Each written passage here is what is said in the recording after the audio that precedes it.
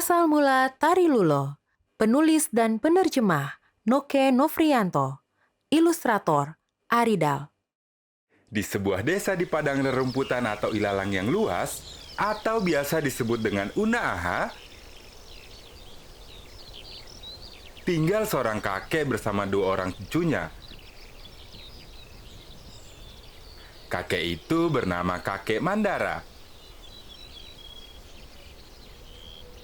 Dan dua orang cucunya bernama Tie dan Bio. Tie adalah anak perempuan dan Bio adalah anak laki-laki. Tie dan Bio adalah anak yatim piatu. Suatu ketika, kakek Mandara ke sawah untuk menanam padi. Tie dan Bio ingin ikut bersama kakeknya ke sawah. Tie dan Bio berkata, Kek, kami juga ingin ikut ke sawah.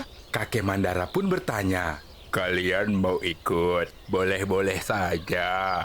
Tetapi jangan mengganggu orang yang sedang bekerja di sawah ya."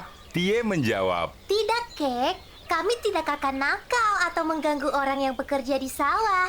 Iya kan, Bio? Bio berkata, Iya, kami tidak akan nakal.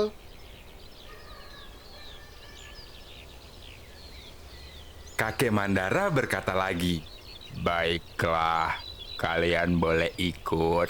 Lalu, ia pun berangkat ke sawah bersama dua cucunya, Tie dan Bio. Kakek Mandara mengajak dua cucunya dan berkata, "Ayo, kita berangkat sekarang. Kita akan lewat jalan yang lebih dekat agar bisa tiba lebih cepat." Bio dan Tie menjawab. Iya, Kek. Sesampainya mereka di sawah, Tie dan Bio merasa senang melihat pemandangan sawah yang begitu indah dan asri. Tie berkata, Bio, indah sekali pemandangan di sawah ya. Bio menjawab, Ya, betul sekali, Tie. Senang sekali rasanya melihat dan menghirup udara di daerah persawahan. Kakek Mandara lalu berkata kepada mereka, "Kalian mau mencoba belajar bersawah sambil membantu kakek?" Bio dan Tie menjawab dengan semangat. Ya, Kek. Kami mau. Saat tengah hari, kakek Mandara mengajak Tie dan Bio untuk beristirahat sambil memakan bekal makan siang mereka. Kakek Mandara mengajak kedua cucunya, "Tie, Bio, ayo kita istirahat dulu sambil makan siang." Baik, Kek. Saat sedang menyantap makan siangnya, Bio bertanya kepada kakek Mandara, Kakek, setelah menanam padi, apalagi yang akan dilakukan? Kakek Mandara lanjut memberi penjelasan kepada Bio. Biasanya, setelah mencapai masa tanam tertentu, padi akan siap untuk dipanen. Oh, begitu ya, Kek. Bio menjawab sambil mengangguk-anggukkan kepalanya. Bio lanjut bertanya untuk menghilangkan rasa penasarannya. Padi-padi yang ditanam ini akan dipanen semua ya, Kek?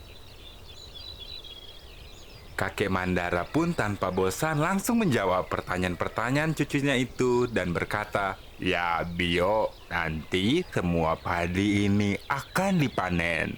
Tie pun lanjut berkata, Kek, kalau tiba masa panen padi, kami boleh ikut lagi kan? "Ya, kalian boleh ikut," jawab kakek Mandara dengan yakin. Akhirnya, masa panen pun tiba. Warga desa bersiap-siap untuk memanen padi di sawah. Kakek Mandara mengajak Tie dan Bio. Ia berkata, "Ayo, kalian mau ikut kan?" Tie dan Bio menjawab dengan senang. Ya, Kek. Asyik. Setelah padi di sawah dipanen, hasilnya dikumpulkan untuk dipisahkan bulir padinya dari tangkai padi.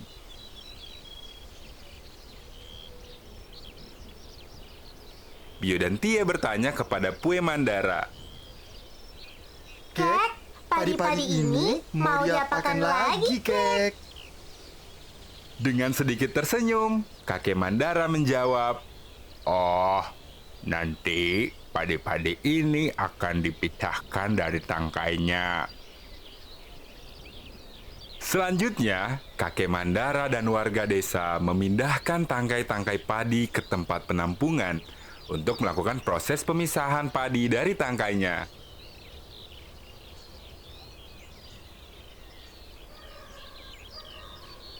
Pemisahan padi dari tangkainya dilakukan dengan cara diinjak-injak sambil berpegang pada tiang.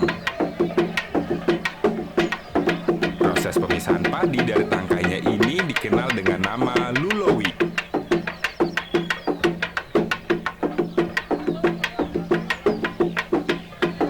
Lulowi biasa dilakukan bersama-sama oleh beberapa orang petani. Mereka melakukannya sambil bernyanyi dan diiringi dengan alat musik pukul yang disebut kanda.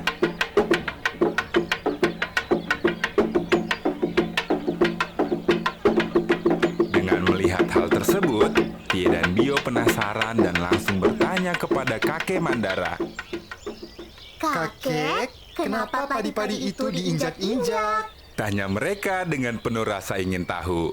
Kakek Mandara lalu menjawab, "Padi ini diinjak-injak agar padi terlepas dari tangkainya, Nak." Tie dan Bio berkata dengan penuh rasa paham. Oh, begitu. Lalu, mengapa harus sambil bernyanyi dan diiringi musik?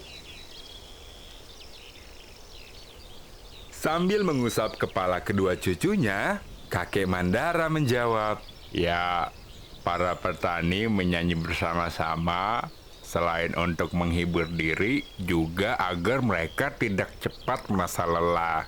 Lalu, kakek Mandara kembali menjelaskan, "Lulowi ini kadang diiringi dengan alat musik pukul sederhana yang disebut dengan kanda, agar orang-orang yang melakukan lulowi ini menjadi lebih semangat bekerja." Tradisi lulowi merupakan asal mula dari tari lulo, tari tradisional suku Tolaki yang sekarang telah berkembang dari generasi ke generasi.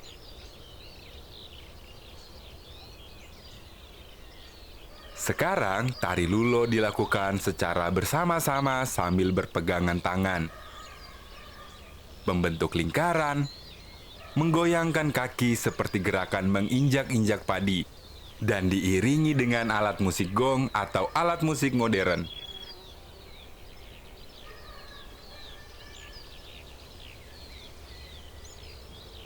Kota Kendari yang merupakan ibu kota Sulawesi Tenggara juga dikenal dengan julukan Kota Lulo.